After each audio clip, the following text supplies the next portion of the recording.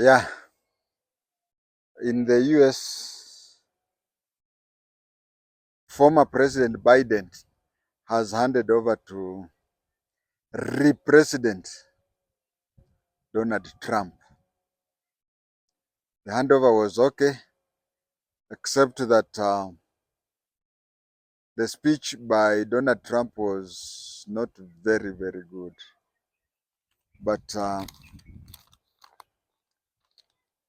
we should discourage such speeches because they may discourage presidents from being there in such a place, because it encourages presidents to skip those. Maybe Donald Trump skipped the other one because he suspected that he would be attacked the way he attacked Joe Biden during his speech. Uh, that thing has also happened in Kenya. It has happened in Kenya. Remember, 2002, when Kibaki was taking over from Moi, of course, Moi could not comment negatively about Kenyatta because Kenyatta died while in office. And Moi came with a policy or a statement that is going to follow Jomo Kenyatta's footstep. So he could not say that the Kenyatta's government was bad this way and whatever. So if you are going to follow his footsteps, you cannot attack him. The other thing is Moi was a lame duck president in first few days, weeks, months, and years. So he could not talk authoritatively because Kenyatta's people are still powerful. It did happen that time. So the first time Kenyans ever saw that was when Kibaki attacked Moi at Uhuru Park by saying that the era of anything goes has gone. Uhuru Muigai Kenyatta did not attack Kibaki. Most likely it's because they were aligned politically. Uh, the first time, 2002, Uhuru campaigned against Kibaki, but 2007, Uhuru campaigned for Kibaki. So when Uhuru took over from Kibaki, they were politically leaning. Maybe, just maybe, it is not Uhuru's character to attack others. Ruto did not attack Uhuru, but Rigathi Gachagua did. Now, when we talk about that, Rigathi Gachagua claims that he had been set up by Ruto to attack Uhuru during the handing over.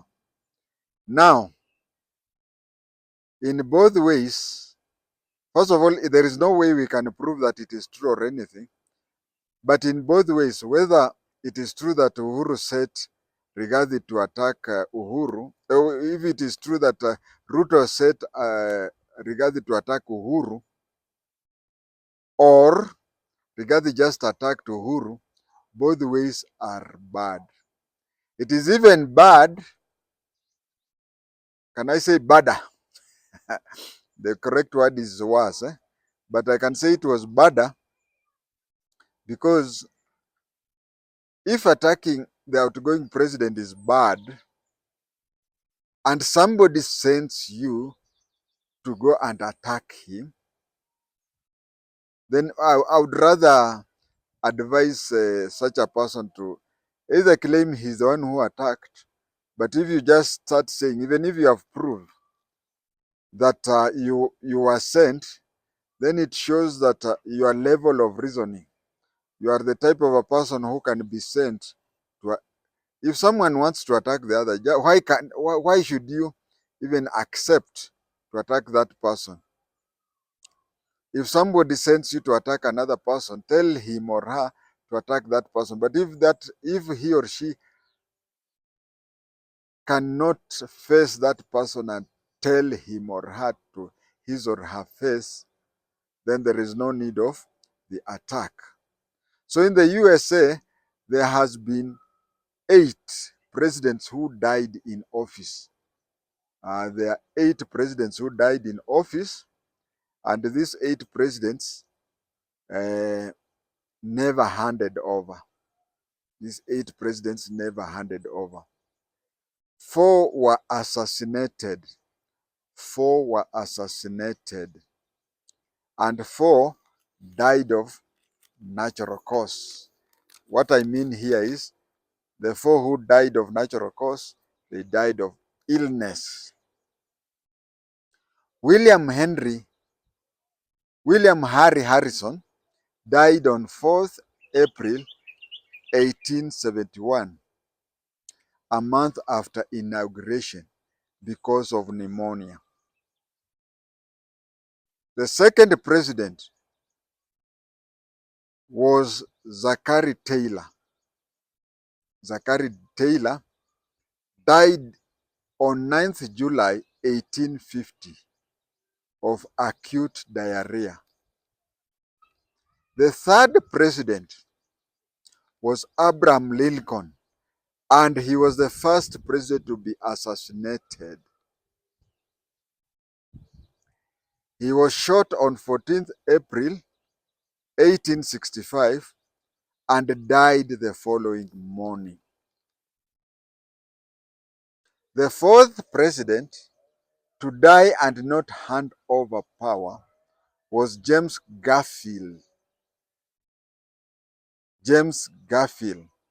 He was shot on 2nd July 1881. He survived for 79 days and he died on 19th September 1881. So you can see he's the fourth president, but the second one to be assassinated. The fifth president was Wilson McKay. He was shot on 14th September 1901. He was shot on 14th September 1901 and he died 8 days later. The sixth was Warren G. Harding. He died on 2nd August 1923 of heart attack. You can see that one is over death. Sorry. Heart attack, we can call it a sickness, yes. Or we can say that he died of natural. His was not an assassination. That is in short. The seventh president was FDR, the famous FDR, Franklin Roosevelt. He was shot on 12th April 1945. The eighth president was John F. Kennedy, who was shot on 22nd November 1963. Those are presidents who did not hand over because these are the presidents who did not hand over because they died. You have seen 4 of them died of assassination, and 4 died of natural cause, that is sickness. But then we have others who did not hand over, but they did not die. You see, we have 3 groups. The first group did not hand over because they died in office due to illness. The second one, they died in office due to assassination. But we have a third team that avoided handing over. The first one was John Adams, the second president. You remember the first president was Washington, George Washington. The second one was John Adams, who refused to hand over to the third president. The sixth president, called John Quincy Adams, refused to hand over to the seventh president. Now you'll find that the second president was called John Adams, and the sixth president was called John Quincy Adams. The sixth president was a son or a child of the second president. Alifuata maneno ya baba yake. The third president who did not hand over was Andrew Johnson, the 17th president. And he was also the first to be impeached. So I think when he was impeached, he did not even come back to hand over the office.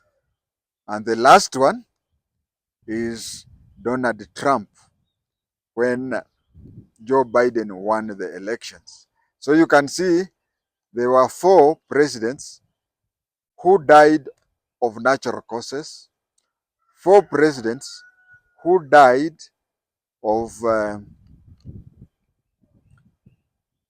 assassination, and 4 presidents who refused. They were alive, but they refused to hand over to the next president. And what is there about the 4 who refused to hand over? John Quincy Adams, John Adams, the father, John Quincy Adams, the son, Andrew Johnson, and even Trump. They refused to hand over because they were one-term president. They did not win the second-term president.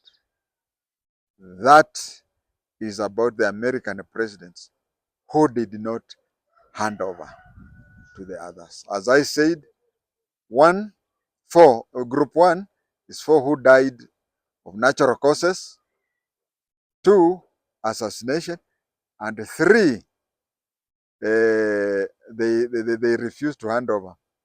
And if you see the group 3 where they refused to hand over, it was they failed in the second attempt, and so they did not want to hand over. In short, they rejected the results. Thank you.